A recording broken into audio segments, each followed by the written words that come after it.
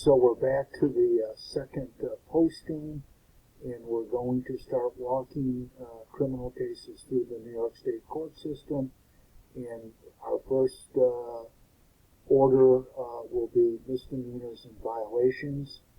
And if we just follow this chart, we see that a misdemeanor or violation begins in a city, town, or village court, and there a disposition is reached. Just to keep this basic, let's assume I go to the Galleria Mall tonight and I am caught stealing something. Well, that's going to be probably a misdemeanor petty larceny charge, and I'm caught. The case will go to the town of Cheektowaga Court because it goes to the municipality in which the court was located. And in that court, there's going to be one of those four outcomes or dispositions reached that we talked about. Guilty after trial, guilty by plea, not guilty after trial, or dismissal. If the case is resolved other than by an acquittal, or not guilty after trial, there may be an appeal. And the appeal is going to go to county court.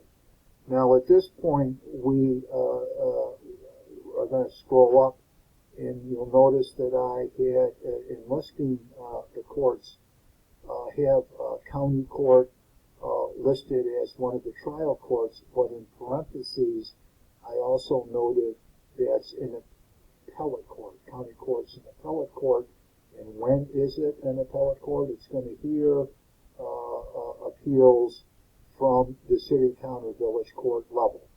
And in our case, what county court? Well, since the town of Cheektowaga is in Erie County, Erie County Court will hear the appeal. After the appeal is decided, the defendant or the district attorney's office, depending who did not prevail, may want to take the appeal further. And the next step appeal is to the New York Court of Appeals, the highest court in New York. And at this point, let's say two things. Number one, the Court of Appeals first has to be persuaded that there's merit in it, that court spending its time to consider the appeal. So there's a whole application process where the party seeking the Court of Appeals to review has to obtain permission to appeal.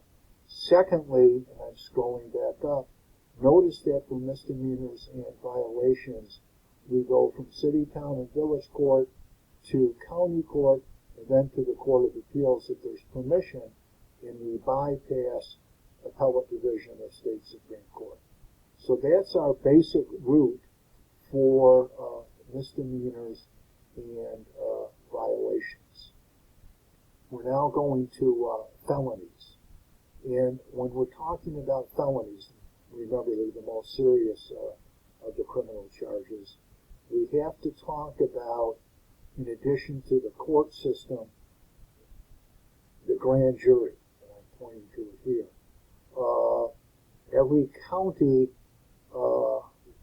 in New York State has a grand jury, which consists of 16 to 23 grand jurors. People are selected to sit on the grand jury, and what happens is if the district attorney believes that that office has evidence of a felony, it presents the evidence to the grand jury. The grand jury proceeding is not like a trial. That is, the grand jury sits by itself, and the only person appearing before the grand jury is the district attorney. There's no judge. There's no defense attorney. Not surprisingly, grand juries often do the bidding of the district attorney's office. Someone once commented that a district attorney might be able to convince a grand jury to indict a ham sandwich. In any event, we've got the grand jury. Now, what we've got to figure out is how the felonies go through the system, and an integral part of that flow is the grand jury. So what happens is a felony charge begins in those local courts, city, town, or village, nearly all of the time. So let's assume that tonight in Cheektowaga, rather than steal something from the Galleria Mall, I see an enemy of mine in the Galleria Mall, and I shoot him. Well, that's a felony. So now what's going to happen is that the felony charge will go to the town court, or in this case, the town of Cheektowaga court.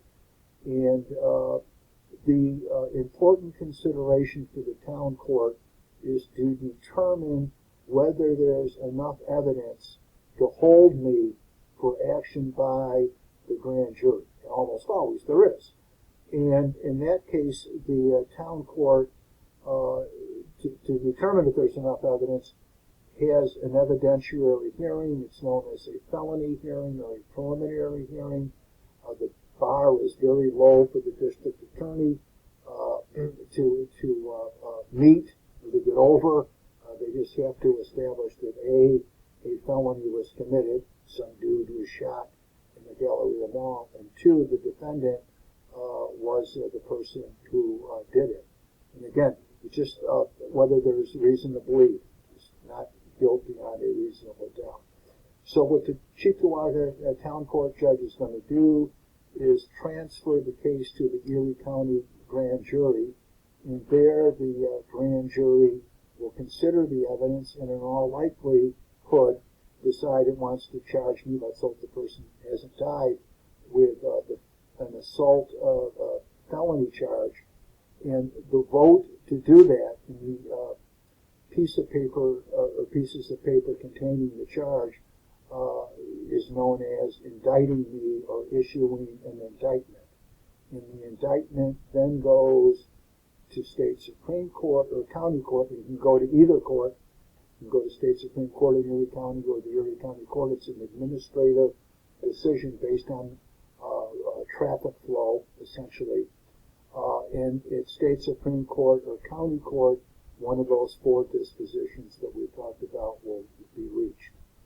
But if we go back, you'll see that I also have the possibility of a direct presentment to the Erie County grand jury.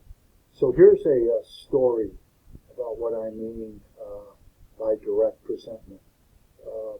A long time ago, I was representing a person in Niagara County on other matters dealing with the criminal law.